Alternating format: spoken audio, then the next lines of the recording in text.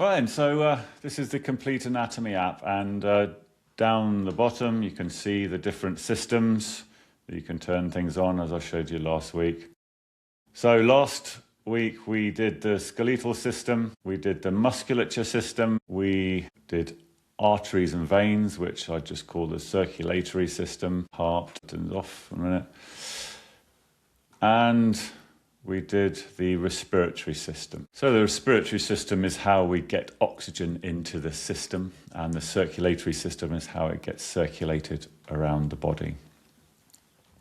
So today, what we're going to do is we're going to crack on, and we are going to do the nervous system. We're going to do the digestive system. We're going to do the endocrine system, the lymphatic system, and the renal system. So we'll start with the nervous system. Take some of that off. Right, the nervous system. Skeleton on for a minute for a bit of reference, of course. Right then, what is the nervous system? Well, the nervous system is a messenger system, an electrical messenger system of communication around the body. And it consists of the major parts really are the brain. We're going to delve into the brain in a minute just to show you the different parts. The spinal cord, all the way down the spine, and then the nerves, which are all the nerves that run around the body, relaying electrical information or messenger information. Now, before we start, let's just have a quick look at what a nerve cell looks like, so we know what we're talking about here, because all these nerves, these are bundles of nerves, but inside those nerves, you've got what we call neurons, nerve cell. But let's have a look at a neuron. We'll go to the detailed model for this and find the cells of nervous tissue. There we go. So here's some example of some neurons. Now, if you remember, I said that before that there are trillions of different cells that make up the human body, and a cell is a little self-contained unit, and we can have lots of different types of cells with lots of different functions. And here's a very good example of that, because some of the cells I've shown you before, just a basic cell, a eukaryotic cell. I've shown you one of them. I've shown you a muscle cell, which is specialized as a little muscle fiber that contracts. Well, now this is a nerve cell, which is specialized for sending electrical messages. So these are quite a few cells. So this little blue cell in front of you, that's a nerve cell there. So you can see it's a different shape.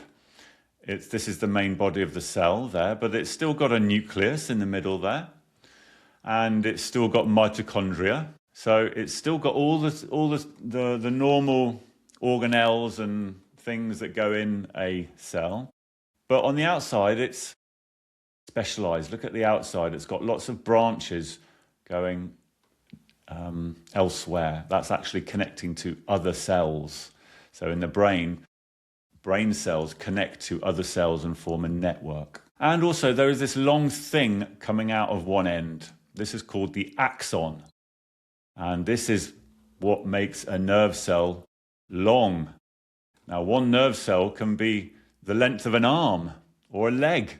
So nerves actually run, all the way around the body, and it's a single cell. I mean, there's lots of them, of course, but each cell has a part that runs a long way around the body, and that's called the axon, and that's carrying the electrical message. And if you can see these little sheaths that run around the axon there, they are called myelin sheaths, and they protect the electrical signal that runs along the axon. And in some conditions, these myelin sheaths can actually get damaged, like in multiple sclerosis. We have somebody with multiple sclerosis on our healing list at the moment. And it's the damage of these myelin sheaths that actually disrupt the electrical signals in the neurons, and that can cause lots of problems. Okay, so that's a nerve cell. Oh, I guess I could just mention some of these other cells. These are glial cells. Glial cells are a very important part of the nervous system. They manage neurons. They look after neurons. These ones, and also these purple octopusy weird looking things. They are part of the network that actually manage and protect and sustain the neurons. The supporting team, you could say. Okay, now let's go back to the nervous system. So let's start with the brain. Let's have a look inside the brain. Take away the outer layers, which is called the meninges, which is where you get meningitis, an inflammation of the outer layer of the brain. Bacterial infection or viral infection, I think, meningitis. Right, so let's have a look inside the brain. Let's take away the other half as well, so we can see the brain. Now, we're going to teach this in 3 different chunks, the brain. We're going to talk about the top half of the top bit of the brain, the middle bit of the brain, and the lower bit of the brain. That's how we're going to separate the brain out into these different regions to teach this. Because, you know, we are just giving an overview. And so we're going to talk about the top part of the brain, which is called the cerebrum. And then we're going to talk about the inside middle bit of the brain, the limbic system. And then we're going to talk about the lower or hindbrain or brain stem, which is the lower aspect of the brain, which connects the brain to the spinal cord. So this is the cerebrum. And the outer layer of the cerebrum is called the cerebral cortex. That's this folded mass of brain matter that is most famous. I mean, everybody's seen pictures of the brain before. So that's the cerebral cortex that you can see, that folded mass there. Now, there's different regions in the cerebral cortex that do different things. The cerebral cortex itself is mainly for high-level cognitive thinking, analytical thinking. You're right, the eyes. I know. I chucked this at you, and I'm used to looking at this, and I chucked this at you without realizing that those eyes do look ridiculous. I'm just used to looking at it. I don't notice it anymore. Yeah, the eyes are a funny thing, aren't they? Especially on their own. Okay. Right, so the cerebral cortex. It has a left side and a right side. And interestingly, the left side controls the right side of the body, and the right side controls the left side of the body. And they're joined together only by one thing, which I'll show you in a minute. It's called the corpus callosum, but I'll show you that when we get into the brain. But yeah, the cerebral cortex is the high-level thinking part of the brain. So there are different lobes within the cerebral cortex. There is still a layer to remove there. So the front aspect here, frontal lobe, and there's one on one side and one on the other side. So this is where you're processing short-term memory, language, social interactions. This is where your personality is held in the frontal lobes, and also conscious thoughts as well. So, you know, our mind stream of thoughts that we're constantly subjected to. This is where it's actually generated in the frontal lobe. Now, don't forget that the lower mind is a full-bodied framework, magnetic energy frameworks, and overlays the nervous system. We're going to talk about the lower mind next lesson, the anatomy of the lower mind. But just remember that energy anatomy is overlaid in all this, and we're going to try and bring all that together in the next few weeks. So when we say, oh, something is lower mind thinking or produced by the lower mind, it's actually an overlay to the nervous system. So it's the same thing as saying that the way the brain thinks is the way the lower mind thinks. So that's the frontal lobe. Then we've got this area here, temporal lobe. This is where sound is processed. There's one on either side. Temporal lobe. And then we've got at the back of the brain here, we've got the occipital lobe. The occipital lobe is where vision is processed, which, you know, you think you're seeing out of your eyes. Well, actually, all that's being processed at the back of the brain in these two areas here, the occipital lobes and parietal lobes. There, one on either side. Parietal lobes is where you're processing sensory information. So all those things I've just said, they're all kind of high-level cognitive thinking, and that's the cerebral cortex. So let's go into the brain a little bit more. Hide that. That takes away half of the brain. This is where it gets even more interesting, I think. The inside of the brain, that middle bit in there, the limbic system. Let me take away the other half as well with some of these bits and bobs. Right then, so we've talked about the top bit of the brain. Now we're going to go to the middle bit, and this is the limbic system. So this is really interesting because we can tie in some energy anatomy here. So let me take away some of this other stuff, because some of this is ventricles and, you know, this is just where fluid sort of circulates. So I'll take away some of these parts and get to the really interesting bits. Okay, now see this bit in the middle here? This is the corpus callosum. This is the only bit, there's one on that side and one on that side, these two bits here. This is the only bit that actually connects the two hemispheres of the brain together. And a lot of neurons travel through the corpus callosum, and there's a lot of communication which happens between the two hemispheres. Now, people used to think that the left side of the brain was all about speech and writing and logic and analytical thinking, whereas the right side of the brain was more about sort of emotional thinking, creativity, spatial skills. But actually, I think that is now a bit of a myth. So it's a bit of an old type of thinking. It doesn't really apply anymore, apparently. It's people don't think that so much anymore. But there is a lot of communication that goes through the corpus callosum there in the middle. Now I'm going to take that away. The limbic system. The limbic system is all about regulation of emotions, emotional memory, and behavior. Now, the reason why I'm so interested in this is because it links in with the karma emotion cycle, or the karma emotion engine in the lower mind. We'll go through the anatomy of the karma emotion engine next week. But it's all linked into the brain. It's all part of the same thing, really. Now let's have a quick look at some of these things. See if I can take away some of those nerves. One sec. There we go. Right then, so that thing in the middle there, which I can highlight bits of it there, but that bulbous thing in the middle there that runs the whole width there, that's called the thalamus.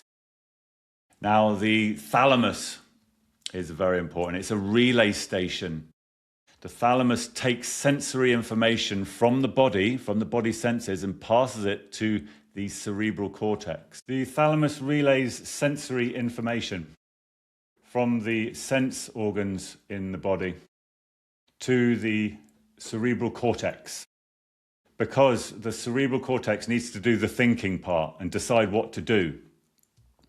And the thalamus just takes the sensory information from what we're seeing, from what we're feeling, from what we're hearing, and it sends it to the cerebral cortex, the thinking part, to decide what to do with it. And then the cerebral cortex then sends information back to the thalamus and the rest of the limbic system to tell it what to do, basically. And if it wants to have an emotional reaction, this is the place that it happens. So there's the thalamus in the middle, the sensory relay of the limbic system. And this is the hippocampus here.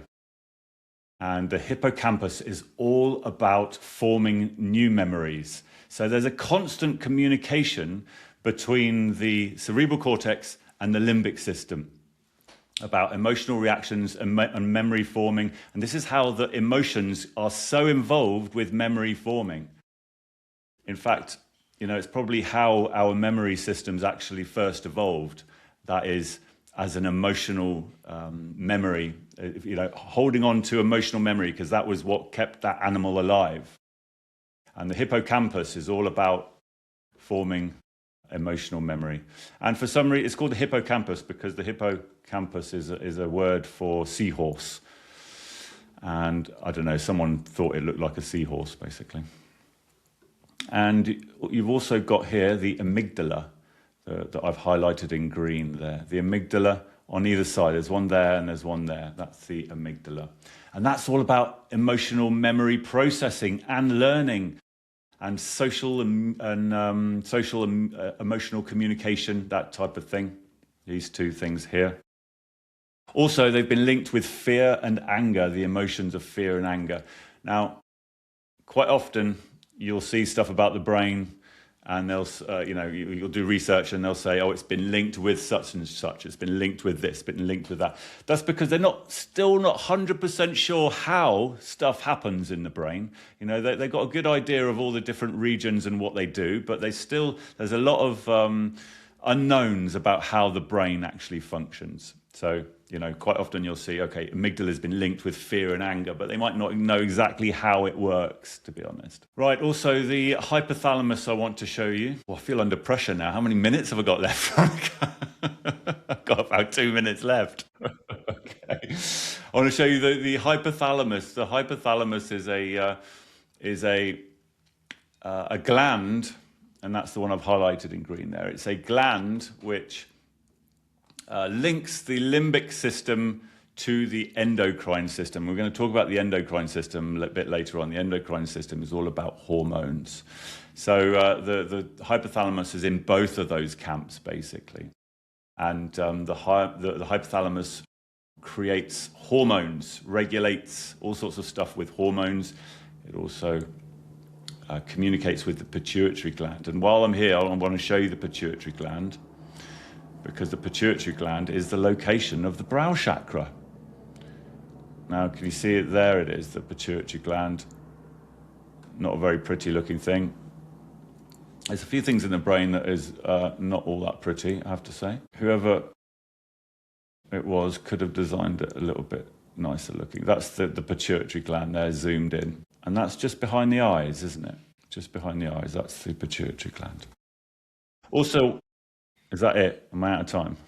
Okay, well, I'm going to have to finish.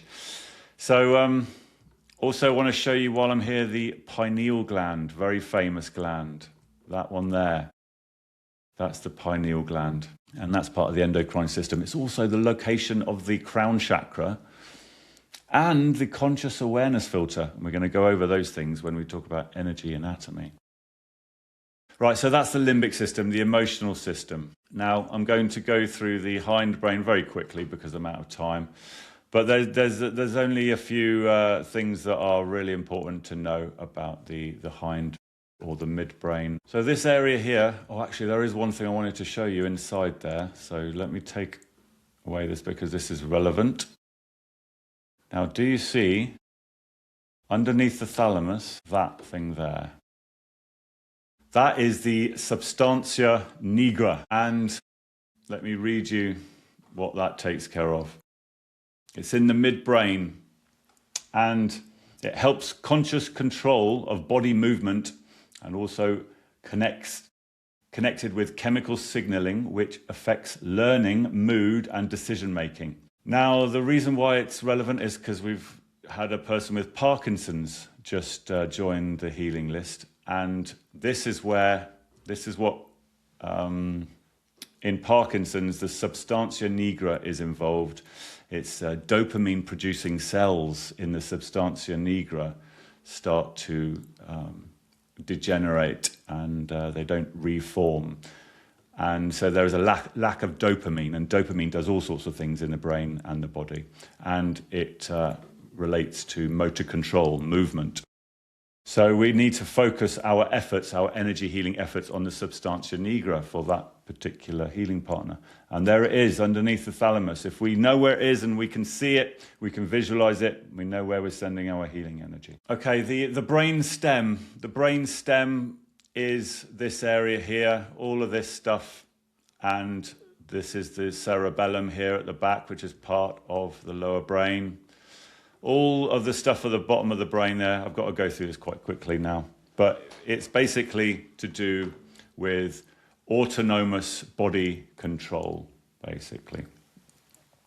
So body regulation, basically, breathing and heart rate, for example, balance of the body, blood pressure, regulating blood pressure, involuntary reflexes, and also actual movement, the relay of actual information or electrical messaging that controls movement. That's the cerebellum, especially at the back here. So basically the top, the cerebral cortex does the thinking bit, the limbic system does the emotional bit and the emotional memory, and then the lower brain relays the information to the nervous system to actually control the body, basically. And one thing I do want to show you before I stop, and that is the vagus nerve, because the vagus nerve is quite a famous thing now, isn't it? So let's see if we can point out the vagus nerve, which comes down from the hind brain and controls the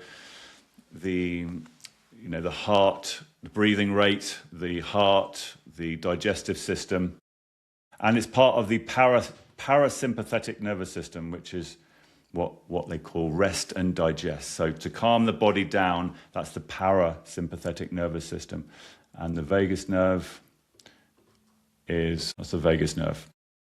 So that's become very famous now, the vagus nerve, especially in well-being circles, because breath work can actually activate the vagus nerve, and they think that possibly that's why it calms the body down.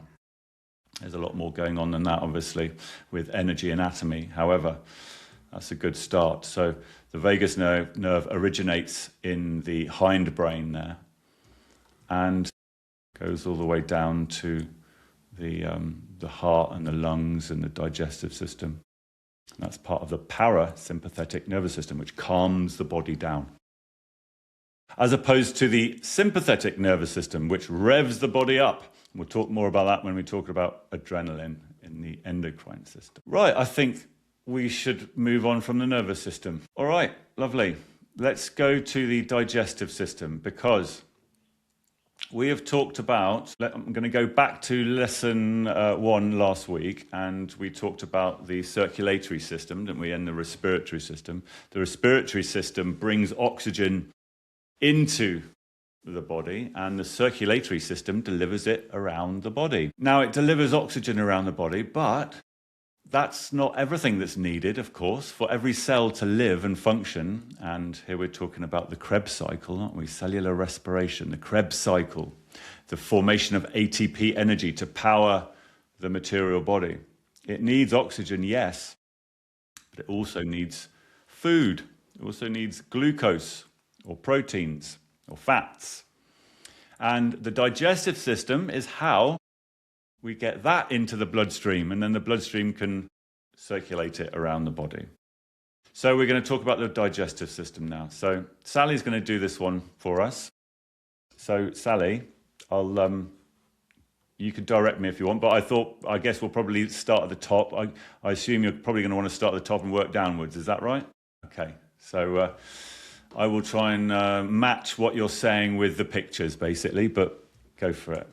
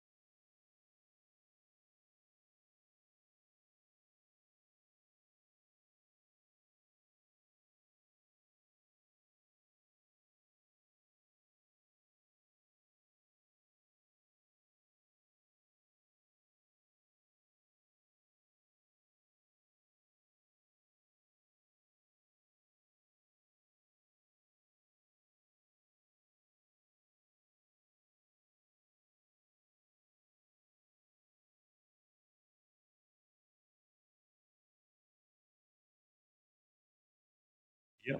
Yeah, sure. Yeah. Yeah, can I just mention as well that that's the gallbladder in case anyone, if anyone's not, can't read the the label at the top left-hand corner as I highlight things, that's the gallbladder there that you mentioned, and I showed the pancreas there. Yeah, yeah, and that's the yeah. Go for it.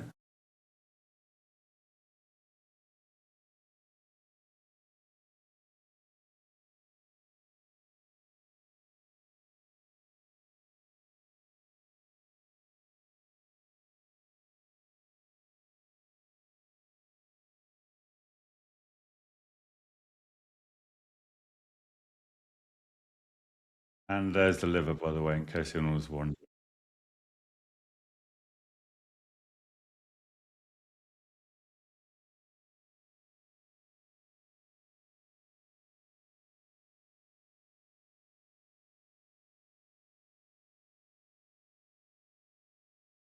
Yeah, well, I took it away early, so I just wanted to remind everyone that's the liver there, and the bile's coming from the liver there, isn't it? Through the bile duct into the gallbladder. So you wanted the intestine now, yeah? So inside the intestine.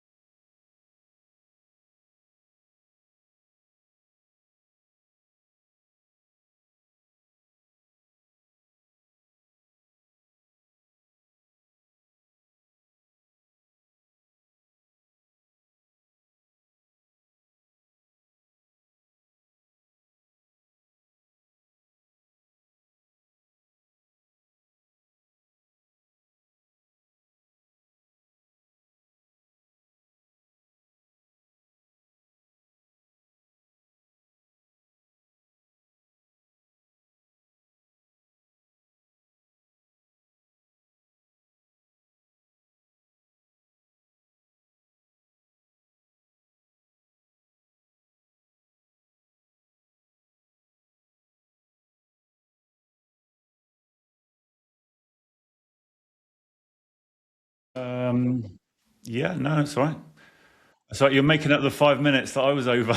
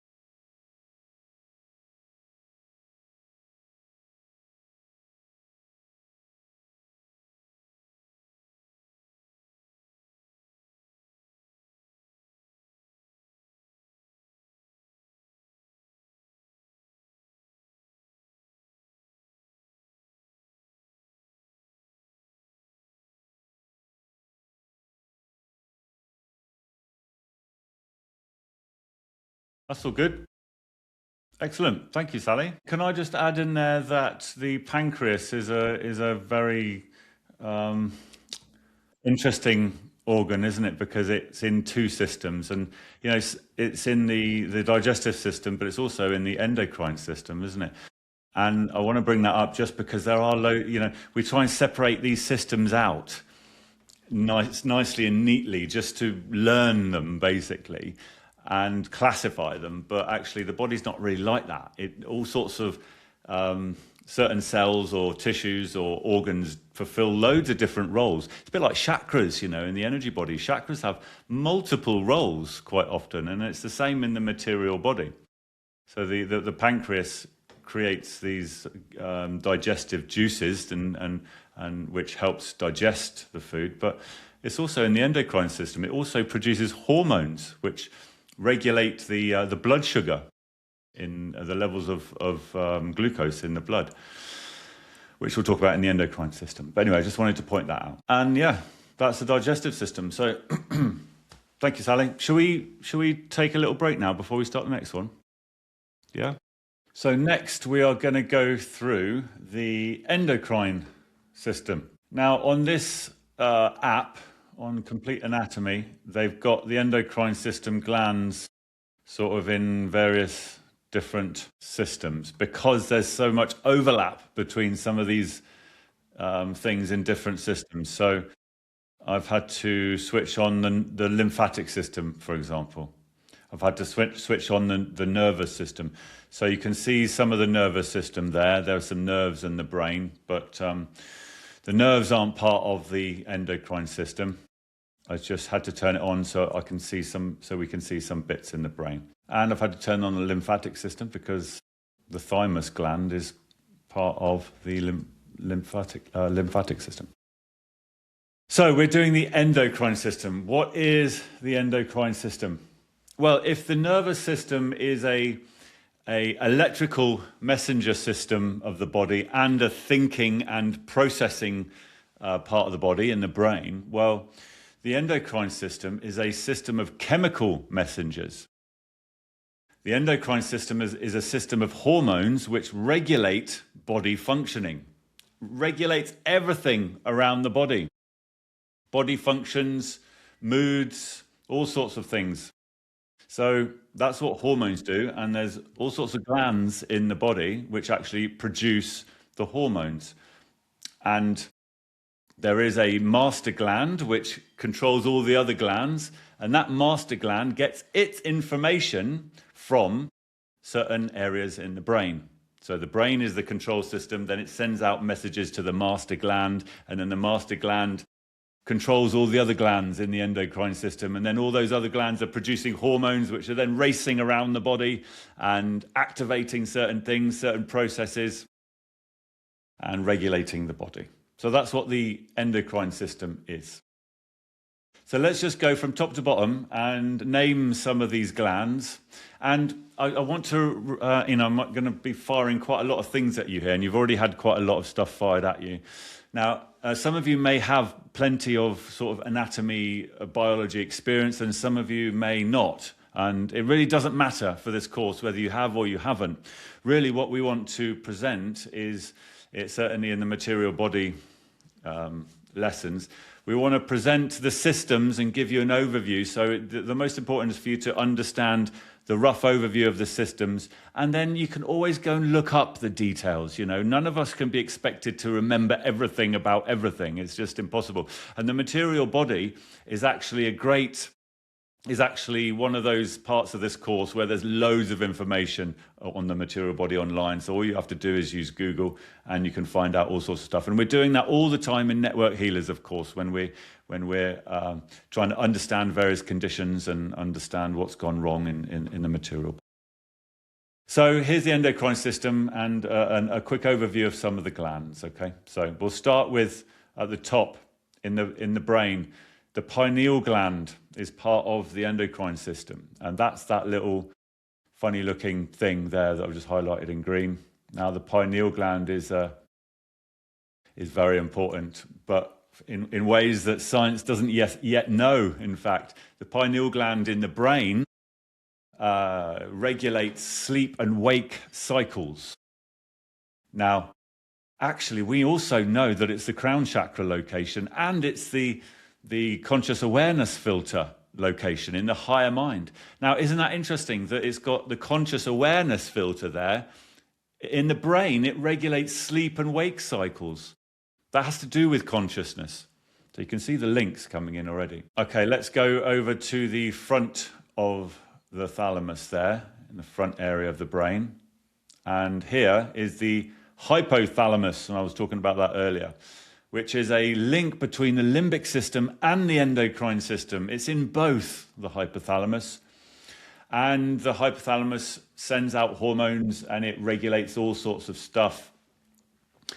Homeostasis, which is balance, internal balance of the body, and hunger and thirst and mood and emotions, that type of thing. But it's also, really importantly, it controls the pituitary gland, or it sends messages to the pituitary gland. So there's the hypothalamus there. Hopefully you can see that. And on the end of that stalk there is the pituitary gland.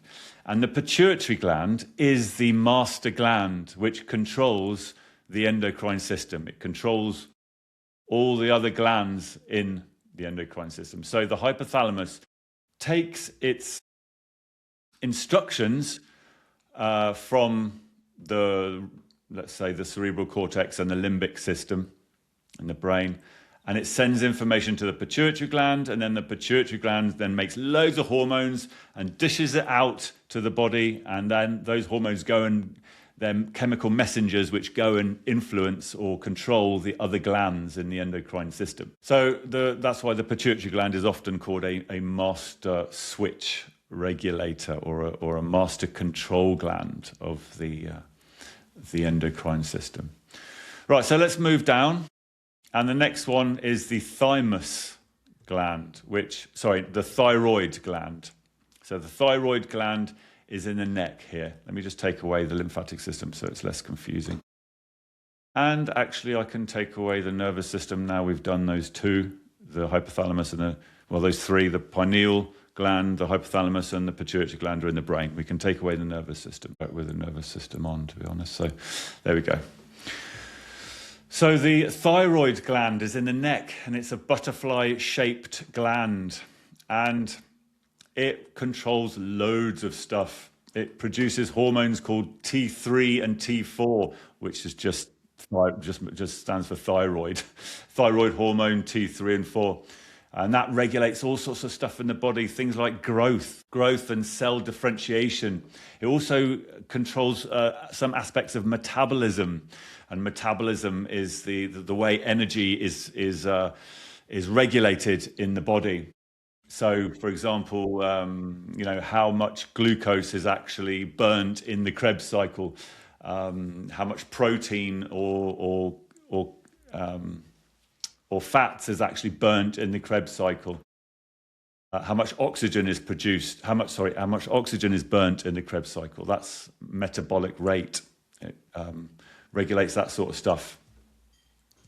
Also, there is a parathyroid gland, which is not shown in here. I can't seem to find it on this app, but there is a parathyroid gland just underneath it, which regulates calcium levels in the blood. So that's the thyroid gland in the neck. Now, the next one down is the thymus.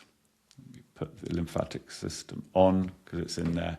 That's what the thymus gland looks like. So the thymus gland is mostly active when we are children. And the thymus gland releases hormones specific to the production, or connected to the production, of lymphocyte cells, which are white blood cells. Now, that's not part of this system, but it's the release of the hormones which makes the thymus part of the endocrine system. And we'll talk more about lymphocytes when we're talking about the lymph system, or lymphatic system. So it's mostly active when you're a child, and the thymus gland sort of withers away and turns into fatty tissue when you're an adult. So it doesn't really get used later in life. Once the lymphocytes are created, those white blood cells, they actually just start multiplying and they carry on multiplying all the way through your life. So, and that gets regulated by the lymphatic system. So once the thymus has done its job, it's not really needed anymore. All right, so let's move down to the adrenals. Now let's take the lymphatic system off so you can see properly. The adrenals there. Now let me put the renal system on so you can see where they're situated. Those two diamond-shaped, that one and that one, that's the adrenal glands. Let me just put that on so you can see that they are attached to the top of the kidneys. Take the nervous system off now, it looks a bit better. They're attached to the top of the kidneys there. That's the pancreas that you can see, by the way. We'll get to the pancreas, but these are the adrenal glands on top of the kidneys. Now, do you remember we were talking about the parasympathetic nervous system, part of the nervous system which calms the body down. Rest and digest, they call it. The parasympathetic nervous system, that has to do with the vagus nerve. Now, the opposite side of that is the sympathetic nervous system. And the sympathetic nervous system revs the body up. Now, part of what happens when the body gets revved up is these adrenal glands start kicking in, because, you know, the nervous system is controlling everything, the brain's controlling everything as part of the sympathetic nervous system. Like a trigger, you see a trigger in the outside world, like a bus driving towards you, for example. That comes in through the senses, gets relayed by the thalamus. The cerebral cortex starts thinking about it and starts communicating with the limbic system. The limbic system is the emotional response system. And then some instructions get sent to the hypothalamus, which then sends instructions to the pituitary gland. Then the pituitary gland sends instructions to the adrenal glands to start producing adrenaline. And that's when you start feeling that fear. That fight or flight response. And that allows you to jump out of the way of the bus really quickly. So that's what the adrenal glands are for. 4 minutes. Thank you. Did you not want to stop me in the middle of that rant? All right then. I think that's good. I think we're there. Right, if I shut up and carry on. Right, next is the pancreas. So let's turn off those kidneys for a minute. The next is the pancreas. That's the pancreas there. So Sally was already talking about the pancreas in the digestive system. Because, as I was saying, the pancreas is in both the digestive system because it produces digestive enzymes that help digest the food, but it's also in the endocrine system because it produces hormones. And it produces hormones that regulate blood sugar. So it produces insulin. Insulin lowers blood sugar in the blood, and it also produces glucagon, which increases the level of sugar in the blood. So, of course, this is where we can mention again. I know Sally mentioned it quickly. This is where we can mention diabetes, and diabetes might end up being a part of one of our research projects. Actually, there's two types of diabetes. Type 1 and type 2. So type 1 is where the body doesn't actually produce enough insulin or cannot produce any insulin. And that's the problem with the pancreas. And if it can't produce enough insulin, then blood sugar is going to go too high because insulin brings it down. So we need insulin, of course. So that's why people have to take insulin. Type 2 diabetes is all about insulin resistance. If the cells of the body have been, if the body can actually develop a tolerance to insulin, basically, and this has to do with lifestyle. So that's why type 2 diabetes has very much to do with how you live your life and what food you consume. And you can actually develop a tolerance to insulin. So the body can't then produce enough of it. And yes, I was saying we might actually include diabetes in our research project to see if we can actually influence the cells of the pancreas to produce more insulin. Okay, next is the reproductive. Now, in this app, for some reason, I have to turn this on here. So the testes are part of the endocrine system. They're also part of the reproductive system. But the testes produce testosterone. And testosterone regulates things like puberty, sperm production, secondary sex characteristics, like growing facial hair and voice changing, things like that. Also muscle mass and libido. That's testosterone produced in the testes. Let me go to the female now, quickly. And in the ovaries, estrogen and progesterone is produced. These are the ovaries there. Inside the ovaries, estrogen and progesterone. And that regulates, well, estrogen regulates the menstrual cycle. Progesterone prepares the uterus for pregnancy. So they produce hormones. They're part of the endocrine system. Right, and just lastly, quickly to say that actually adipose tissue or fat tissue is also part of the endocrine system, which is less known, I think, sometimes. But you actually need fatty tissue, adipose tissue, because it actually produces hormones as well. So going down to a very, very low percentage body fat is actually quite dangerous because you need that fat to produce certain hormones. Right, and now I'm going to go to the lymphatic system. Okay, that's what the lymphatic system looks like. So what is the lymphatic system and what does it do? Right, the lymphatic system regulates our immunity, our immune system. And it has two functions, or it has a double function. It regulates our immunity, our immune system, which I'll talk about in just a second, but it also functions as a system of vessels which allows fluid to drain from our blood and get picked up and then delivered to the blood. So let me explain that a little bit. So the blood is made of mostly water, isn't it? The blood is mostly water and it's got all sorts of things in it. It's got red blood cells, it's got platelets. Platelets are little things that help with blood clotting. Anyway, there's loads of stuff that the blood carries, but most of it is water. But the fluid is called plasma, blood plasma. And when that blood is delivered to the different cells of the body, it goes through all these tiny little capillaries, which are just very small blood vessels. And those capillaries then run very close to every cell of the material body. Now, the nutrients have to diffuse out of the capillaries and into the cells. So there are spaces for that to happen.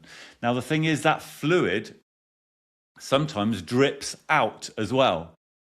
So, blood gets delivered to the cells and then carries on back through the veins, back to the heart and the lungs. But there is a certain amount, a certain percentage, which actually drains into the extracellular matrix, which is just the matrix which surround the cells. So basically, some of that fluid gets lost along the way. Now, that fluid has to be picked up and then re-delivered back into the bloodstream. That is what the lymphatic vessels do. They pick up that blood plasma and then they re-deliver it. And then once it's in the lymph vessels, we call it lymph. That's why it's called the lymphatic system. So these little green vessels that you can see are lymph vessels. And they transport that lymph back to the blood, basically. Now, let's go back to the other function that I was talking about, the immunity, the immune system. So the lymphatic system also regulates our immune system, and it does it by filtering the blood and regulating white blood cells or lymph cells, lymphocytes. So there's various parts of the lymphatic system which I'm going to talk about in turn. I think that's the way I'll do this. So the first part of the lymphatic system is not on this diagram, but it's bone marrow. Now, do you remember we looked at a cross-section of bone marrow at the start last week, and we noticed how interesting the inside of a bone actually was. And the marrow in the center, I mentioned that it creates red blood cells. That's where our blood is created. Well, it also actually creates white blood cells, what they call B lymphocytes in bone marrow. B for bone marrow. B lymphocytes is just a type of white blood cell which is created in the bone marrow. Now white blood cells are cells that go around the body and attack things that are not supposed to be there. They're little policemen. They run around the body and they arrest things that shouldn't be there. And they dissolve them and get rid of them, basically. So that's what white blood cells do. And bone marrow is part of the lymphatic system because that's where lymphocytes can be created. The thymus is also part of the lymphatic system, as I was saying before. Now, it is part of the endocrine system as well, but it's part of both. So it's part of the lymphatic system because it's involved in creating lymphocytes. T lymphocytes, T for thymus. There's lots and lots of different types of white blood cells, by the way. I mean, there are tons of different types. Right, let's look at a lymph node. So I showed you these vessels where lymph fluid is drained back into the blood. Well, if you can see these little nodes or glands, which are part of these vessels, that is a lymph node. Now, this is like a little filter. So I'm going to go to another diagram, a little detailed diagram. We can have a look inside a lymph node because lymph nodes are a little storage place for white blood cells, and also they act like a filter, lymph node. There we go. The detail just gets more and more the more you zoom in, doesn't it? And it doesn't stop there as well. You know, if this app could zoom in even further, you would see all sorts of chemical reactions, all sorts of interesting molecules. And the further you zoom in, the more detailed it gets. Anyway, that's the inside of a lymph node. So lymphatic fluid flows through these little tubes that are coming into the lymph node, these little tubes here. And it goes through the lymph node and then it exits through this big tube here. And in here you've got a filter. It's kind of like a filter, but you've got storehouses for white blood cells, lymphocytes, in these little areas here. And this is where they're multiplying as well. So it's not only a storehouse for these lymphocytes, it's where they're multiplying. And you know, when we have a problem, the body signals that there's a pathogen in the body. Signals go out to the lymph nodes, and these little green areas where lymphocytes are resting suddenly get a signal to start producing more. And the lymphocytes just produce more and more and more. That's why lymph nodes actually swell. And sometimes when you've got a virus or something, you've got swollen glands. Well, that's actually what's happening there. The lymphocytes are multiplying inside the lymph nodes. So you've got lymphatic fluid, which is coming in through these little vessels here, and then it makes its way through all these different layers of different lymphocytes, different white blood cells, and then it exits out this big tube here. Now, basically, you could say that that's filtering the blood, because this is blood plasma at the end of the day, and it gets delivered back into the bloodstream. And over a certain period of time, pretty much all that blood plasma will get fed through the lymphatic system. So it filters the blood for pathogens, and all these white blood cells in the lymph node are attacking them, getting rid of them, dissolving them, basically. Okay, that is a lymph node. Let's go back. Right, let's talk about the spleen, because the spleen is a big part of the lymphatic system. That's where the spleen is. Now, firstly, I'll mention that the spleen has another function, and that is it stores red blood cells, basically. And this is why it could be very dangerous if you have an accident and you get a ruptured spleen, because you get a lot of internal bleeding. So it's a reservoir, it holds a reservoir of blood, basically. Also, it stores platelets. Platelets are little things in the blood which actually allow clotting to form. You know, when you have a wound and the blood starts to clot, it dries up and clots. Well, platelets are needed for that, and they are stored in the spleen. 5 minutes. Excellent. think I'm doing all right there. Okay, so the spleen also monitors and detects pathogens. So the bloodstream is going through the spleen and it's constantly on the lookout for pathogens. And a pathogen is something like a bacteria or a virus. So it will trigger the immune response, basically. So if the spleen picks up viruses or bacteria, it will trigger the immune response.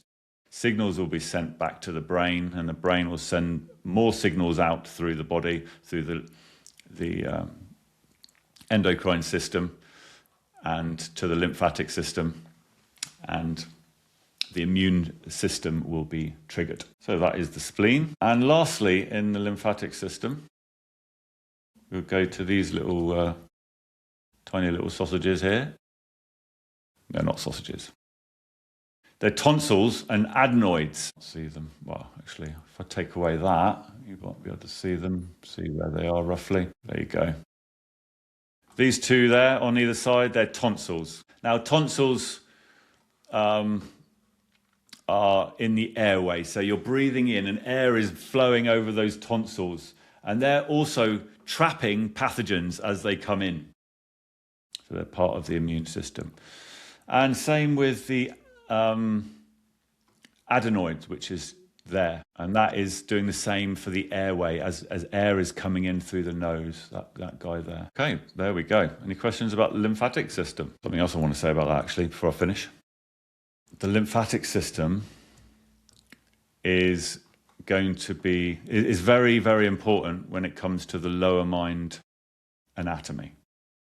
So I think it's next week, we start talking about lower mind anatomy. Now, the lower mind is a magnetic energy framework which overlays the material body or underlays the material body. Not part of mainstream science yet, although some of it is. In quantum biology, there's a new field called quantum biology. And, when they start populating that field of study, really they're studying what we're calling the lower mind and energy body, perhaps. Anyway, so very important. The lymphatic system is very important because in the lower mind circulatory system overlays the lymphatic system. And those lymph nodes are actually really important. They connect the meridian system to the lower mind circulatory system.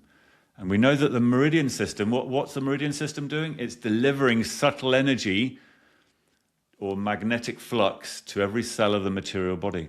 But the way it does it is the meridian system are very big vessels. They connect to the lower mind circulatory system, which is an overlay of the lymphatic system. And then that circulatory system delivers it to every cell of the material. Right, do you mean in the sense that it doesn't have a pump, it just it circulates stuff around through your movement? Is that what you mean? Yeah, absolutely. And it reminds you of how it's important to keep moving. Absolutely. And we are going to go to the renal system. Now, in this app, the reproductive system is in the same diagram as the renal system, and they call it urogenital. Now, we haven't got time to go through the reproductive system in this lesson. Maybe when we expand it into a 3-year degree course. So we're just going to do the renal system. So what is the renal system? Well, the renal system is the kidneys, the ureter, the bladder, and the urethra. And it's a regulation of the water. It regulates the water in the bloodstream, and it excretes certain toxins from the blood, like urea. Urea is a byproduct of protein metabolism. So these are the kidneys. Let's have a look in the kidneys to start with. Well, actually, let me just show you. That's a kidney, obviously. That is the ureter, the tube which links the kidneys to the bladder. And that is the bladder, which stores urine. So urine is produced by the kidneys, stored in the bladder, and then comes out through the urethra. Now, if I go into there Hopefully we can see the urethra, which is from the bladder to the outside. There we go. There you can see the urethra inside there. Right then, so let's have a quick look inside the kidney.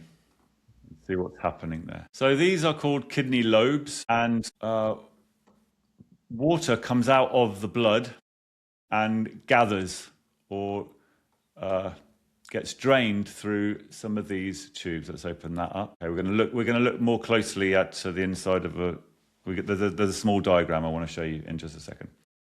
But water starts coming down these pipes basically. Now I want to show you in there because this is where we get kidney stones. And kidney stones are quite common, and kidney stones are the calcification or the build-up of calcium deposits or calcium oxalate deposits in these places here. So you can get all sorts of kidney stones forming around these places. This is where water is constantly dripping through. It's a bit like in a cave where you've got stalagmites that are coming from the roof. You know, the stalagmites are actually created by the constant dripping of water, and it's the minerals in the water which constantly get deposited in these stalagmites. Sorry? I think it's stalactites, though, actually. I think I got that wrong. Yes, I think stalactites hold on dearly to the ceiling, and stalagmites grow mightily from the floor. So yeah, kidney stones there. And you know, kidney stones can be non-obstructing or obstructing. Now, if they're non-obstructing, that means they're probably in one of these areas here, or obstructing ones maybe in this area here, and that might decide whether the hospital will operate on you to remove it. And a kidney stone will then, as I'm on the subject, say a kidney stone starts forming here. Now, the narrowest part of the ureter is about 4 millimeters in diameter. So anything above that, a kidney stone above that will not come out properly, but anything below about 4 millimeters will pass naturally. So the kidney stone comes down the tube, this ureter. The narrowest bit is actually at the bladder there. That's the narrowest part of the ureter. That's where they usually get stuck. Anything above 4 millimeters, but anything below 4 millimeters will come down there, go into the bladder, and then you'll urinate it out, most likely without feeling it sometimes. But this is where the pain happens, through the ureter. This is a very sensitive area, and if it's a big kidney stone, it's coming down this ureter here, then this is where the renal colic is called, the pain of a kidney stone. 5 minutes, okay. Let me go to the female diagram first, so I can just show you the difference in the ureter, and then we'll go inside the kidney, shall we? So here you've got the female system. This is the uterus there, but this is the bladder here. Of course, as I was saying before, the reproductive system is on this diagram, but it's not. We're not going through it here. But there's the bladder. And everything's the same: kidneys, ureter, bladder, and then, of course, the urethra is completely different there. The urethra is going through there. Right, let's look into a kidney, just to look in detail into some of these lobes. Right, let's go to it. And you know, a lot of this lesson, to be honest with you, is showing you how to use the app, and it's showing you how we want to work in network healers, basically. So there's, you know, we're not expecting any of you to remember any of this. It's just so much information, but it's showing you where the information is. And when we work in network healers, you've got Google at your fingertips, you've got the complete anatomy at your fingertips, and there's not much we can't find out. And when there isn't any information, then we use our intuition.